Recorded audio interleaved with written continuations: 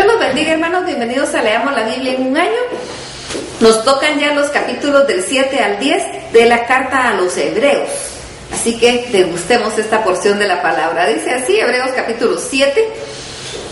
Porque Melquisedec, rey de Salem, sacerdote del Dios Altísimo, que salió a recibir a Abraham, que volvía de la derrota de los reyes, y le bendijo, a quien asimismo dio a Abraham los diezmos de todo, cuyo nombre significa primeramente rey de justicia, y también rey de Salem, esto es rey de paz, sin padre, sin madre, sin genealogía, que ni tiene principio de días ni fin de vida, sino hecho semejante al Hijo de Dios, permanece sacerdote para siempre. Considerad pues cuán grande era este, a quien aún Abraham el patriarca dio diezmos del botín. Ciertamente los que de entre los hijos de Leví reciben el sacerdocio tienen mandamiento de tomar del pueblo los diezmos según la ley, es decir, de sus hermanos, aunque estos también hayan salido de los lomos de Abraham. Pero aquel cuya genealogía no es contada de entre ellos, tomó de Abraham los diezmos y bendijo al que tenía las promesas, sin discusión alguna.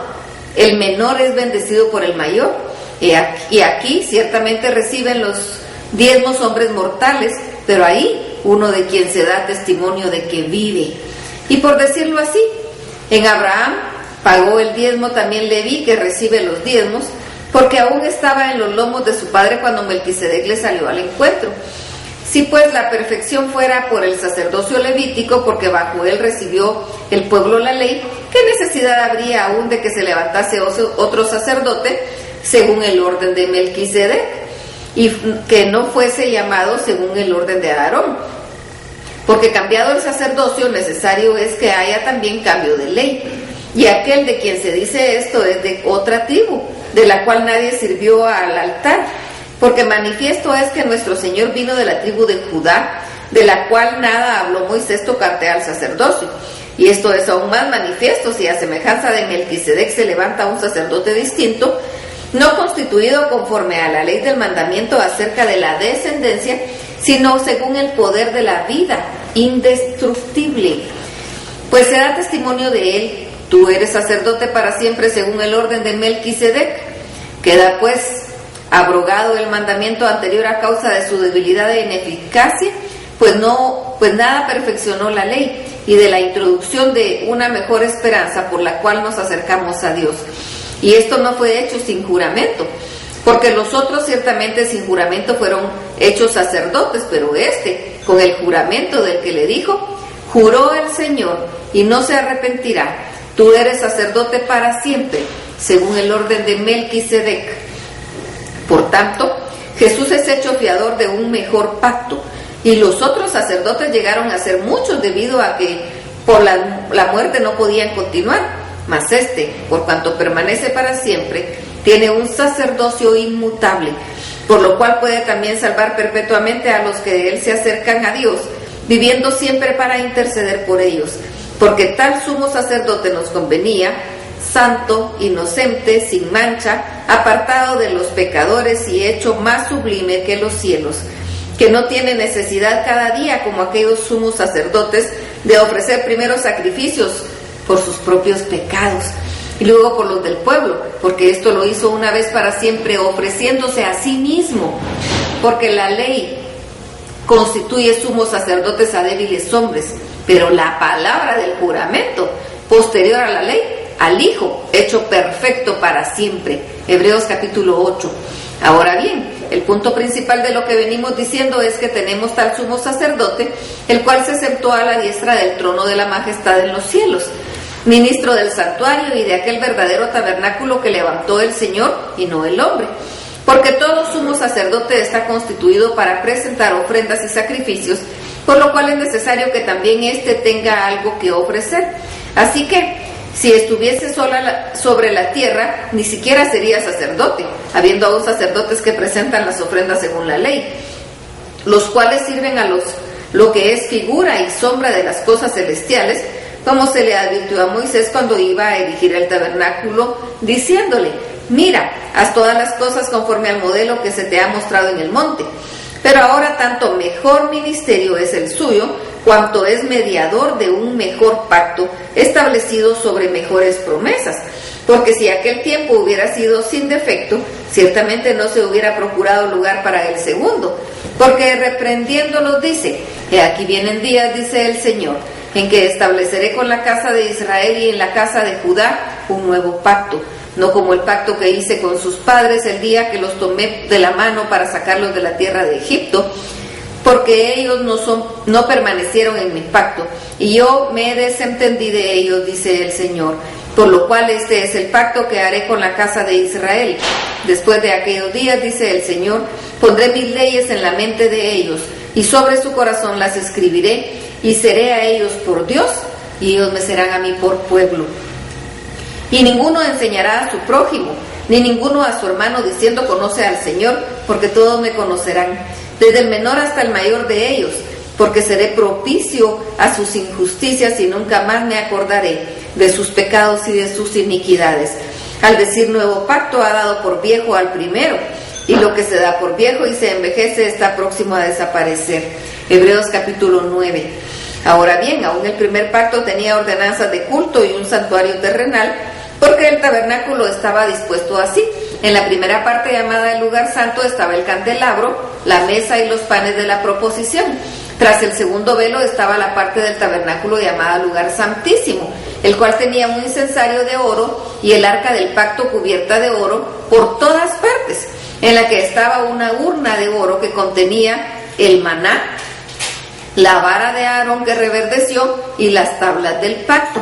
Y sobre ella los querubines de gloria cubrían el propiciatorio, de las cuales cosas no se puede ahora hablar en detalle. Y así dispuestas estas cosas en la primera parte del tabernáculo, entran los sacerdotes continuamente para cumplir los oficios del culto. Pero en la segunda parte solo el sumo sacerdote una vez al año, no sin sangre, la cual ofrece por sí mismo y por los pecados de ignorancia del pueblo, dando el Espíritu Santo a entender que esto que aún no se había manifestado el camino al lugar santísimo, entre tanto que la primera parte del tabernáculo estuviese en pie, lo cual es símbolo para el tiempo presente, según el cual se presentan ofrendas y sacrificios que no pueden hacer perfecto en cuanto a la conciencia al que practica este culto, ya que consiste solo de comidas y bebidas de diversas abluciones y ordenanzas acerca de la carne impuestas hasta el tiempo de reformar las cosas. Pero estando ya presente Cristo, sumo sacerdote de los bienes venideros, por más amplio y más perfecto tabernáculo, no hecho de manos, es decir, no de esta creación, y no por sangre de machos cabríos ni de becerros, sino por su propia sangre, entró una vez para siempre en el lugar santísimo, habiendo obtenido eterna redención. Porque si la sangre de los toros y de los machos cabríos y las cenizas de las becerras rociadas a los inmundos santifican para la purificación de la carne, cuanto más la sangre de Cristo, el cual mediante el Espíritu eterno se ofreció a sí mismo sin mancha a Dios, limpiará vuestras conciencias de obras muertas, para que sirváis al Dios vivo. Así que por esto es mediador de un nuevo pacto, para que, interviniendo muerte para la remisión de las transgresiones que había bajo el primer pacto, los llamados reciban la promesa de la herencia eterna. Porque donde hay testamento es necesario que intervenga la muerte del testador, porque el testamento con la muerte se confirma, pero no es válido entre tanto que el testador vive, de donde ni aún el primer pacto fue instituido sin sangre, porque habiendo anunciado Moisés todos los mandamientos de la ley a otro pueblo, tomó la sangre de los becerros y los machos cabríos con agua, lana, escarlata e hisopo, y roció el mismo libro y también a todo el pueblo, diciendo: esta es la sangre del pacto que Dios os ha mandado. Y además de esto roció también con la sangre del tabernáculo y todos los vasos del ministerio, y así todo es purificado según la ley, con sangre.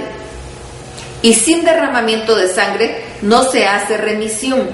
Fue pues necesario que las figuras de las cosas celestiales fuesen purificadas así, pero las cosas celestiales mismas con mejores sacrificios que estos, porque no entró Cristo en el santuario hecho de mano, figura del verdadero, sino en el cielo mismo, para presentarse ahora por nosotros ante Dios, y no para ofrecerse muchas veces como era como entra el sumo sacerdote en el lugar santísimo cada año con sangre ajena. De otra manera le hubiera sido necesario padecer muchas veces desde el principio del mundo. Pero ahora en la consumación de los siglos se presentó una vez para siempre por el sacrificio de sí mismo para quitar de en medio el pecado. Y de la manera que está establecido para los hombres que mueran una sola vez y después de esto el juicio, así también Cristo fue ofrecido una sola vez para llevar los pecados de muchos y aparecerá por segunda vez en relación con el pecado para salvar a los que le esperan. Hebreos capítulo 10. Porque la ley, teniendo la sombra de los bienes venideros, no la imagen misma de las cosas, nunca puede, por los mismos sacrificios que se ofrecen continuamente cada año, hacer perfectos a los que se acercan. De otra manera cesarían de ofrecerse, pues los que tributan este culto limpios una vez no tendrán ya más conciencia de pecado. Pero en estos sacrificios cada año se hace memoria de los pecados, porque la sangre de los toros y de los machos cabríos no puede quitar los pecados, por lo cual entrando en el mundo dice: sacrificio y ofrenda no quisiste, mas me preparaste cuerpo, holocaustos y expiaciones por el pecado no te agradaron. Entonces dije: he aquí que vengo, oh Dios, para hacer tu voluntad, como en el rollo del libro está escrito de mí, diciendo primero: sacrificio y ofrenda y holocaustos y expiaciones por el pecado no quisiste, ni te agradaron, las cuales cosas se ofrecen según la ley. Y diciendo luego: he aquí que vengo, oh Dios, para hacer tu voluntad, quita lo primero para establecer lo último. En esta voluntad somos santificados mediante la ofrenda del cuerpo de Jesucristo, hecho una vez para siempre. Y ciertamente todo sacerdote está día tras día ministrando y ofreciendo muchas veces los mismos sacrificios que nunca pueden quitar los pecados. Pero Cristo, habiendo ofrecido una vez para siempre un solo sacrificio por los pecados, se ha sentado a la diestra de Dios. De ahí en adelante, esperando hasta que sus enemigos sean puestos por estrado de sus pies.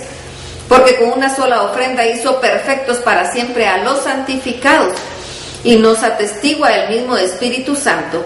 Porque después de haber dicho: este es el pacto que haré con ellos, después de aquellos días, dice el Señor, pondré mis leyes en sus corazones y en sus mentes las escribiré. Y añade: y nunca más me acordaré de sus pecados y transgresiones, pues donde hay remisión de estos, no hay más ofrenda por el pecado. Así que, hermanos, teniendo libertad para entrar en el lugar santísimo por la sangre de Jesucristo, por el camino nuevo y vivo que Él abrió a través del velo, esto es su carne, y teniendo un gran sacerdote sobre la casa de Dios, acerquémonos con corazón sincero, en plena certidumbre de fe, purificados los corazones de mala conciencia y lavados los cuerpos con agua pura. Mantengámonos firmes sin fluctuar la profesión de nuestra esperanza, porque fiel es el que prometió. Y considerémonos unos a otros para estimularnos al amor y a las buenas obras, no dejando de congregarnos como algunos tienen por costumbre, sino exhortándonos, y tanto más como veis que aquel día se acerca.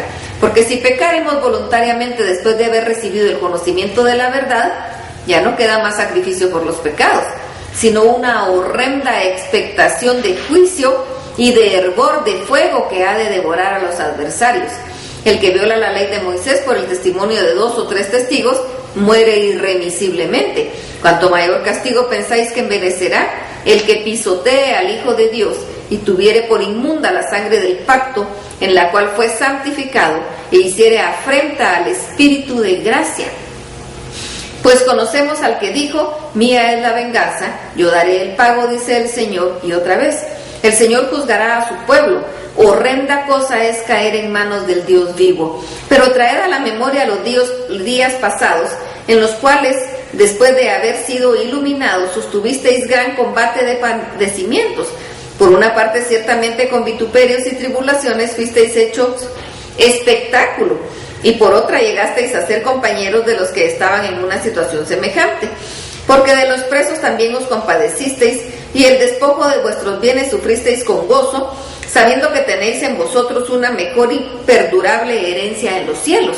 No perdáis pues vuestra confianza, que tiene grande galardón, porque os es necesaria la paciencia para que, habiendo hecho la voluntad de Dios, obtengáis la promesa.